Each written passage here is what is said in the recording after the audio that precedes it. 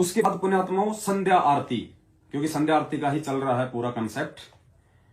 आप आ जाओ page number 58, 58 page number पे आइए। ये देखो, जो परमेश्वर रजा बख्शते हैं, जब ठीक का समय आता है तो परमेश्वर अपनी आत्माओं को निमित्त बना के, चाहे कोई भी आत्मा हो, दास तो केवल एक टेप रिकॉर्डर है, दास तो केवल एक मुखौटा है आप जीव के सामने, जो परमेश्वर ने दास को खड़ा किया हुआ है।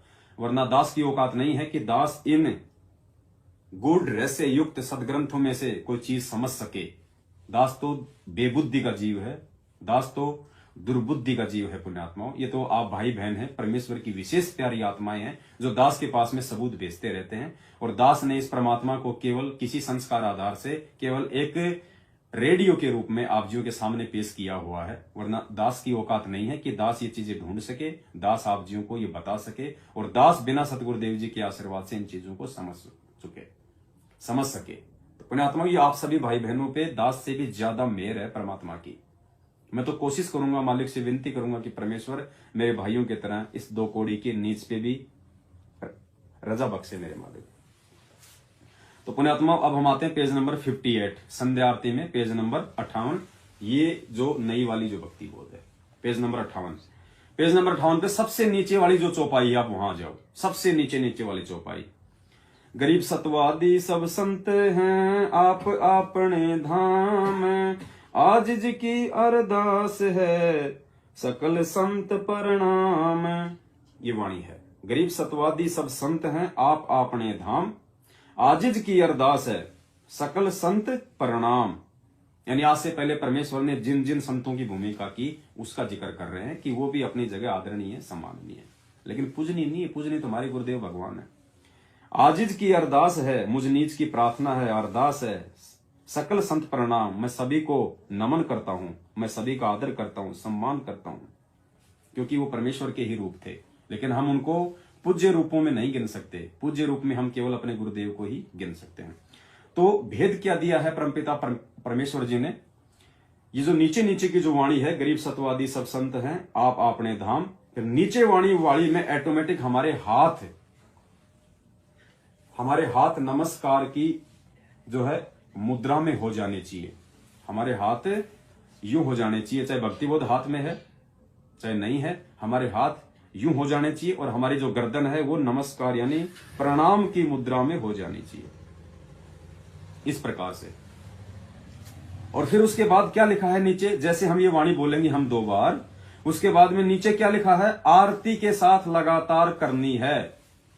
अब आरती के साथ लगातार क्या करना है? अब आरती तो हमने पूरी करनी है।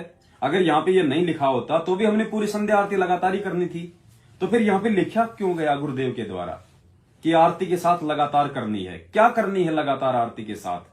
हमने ये जो चौपाई जो बोली है, गरीब सतवादी सब संत है, आप अपने धाम, उसके बाद ऑटोमेटिक हमारे हाथ जुड़ जाएंगे। आजिज की अरदास है, यानी अरदास आदमी जो करता है हाथ जोड़ के प्यार से, आधीनी से, विनम्र भाव से, और गर्दन हल्की सी नीची करके करता है सम्मान में।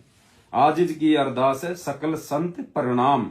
फिर लिखा है आरती के साथ लगातार करनी है। हमने इसी मुद्रा में रहना है, आधीनी वाली मुद्रा में, हाथ जोड़ के, गर्दन नीची, और आरती के साथ लगातार, यानी लगातार हमने इसी मुद्रा में, ये जो 4-5 जो चौपाइयां हैं आगे की, ये साखी से ऊपर तक की, यानी यहां से हमने हाथ जोड़े जहां परमात्मा ने लिखा है कि आरती के साथ लगातार बोलनी है। उसके बाद ये जो वाणियां हैं 5-6, ये यहां जो लिखा हुआ साखी तक, ये जो 6 वाणियां हैं, इन सभी वाणियों को हमने उसी पोजीशन में आधीनी से हाथ जोड़ के हमने गाना है, बोलनी है, क्योंकि ये विनती है पूरी।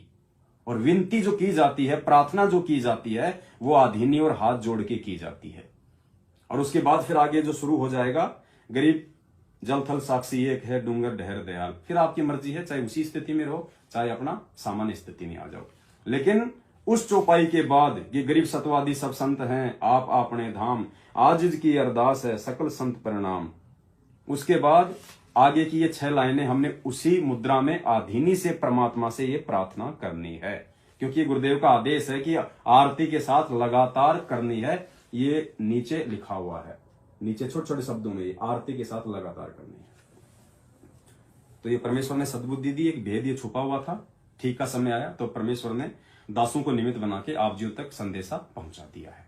करना या ना करना ये आप जी के अपने समझ और विवेक के ऊपर है, दबाव किसी के ऊपर नहीं है।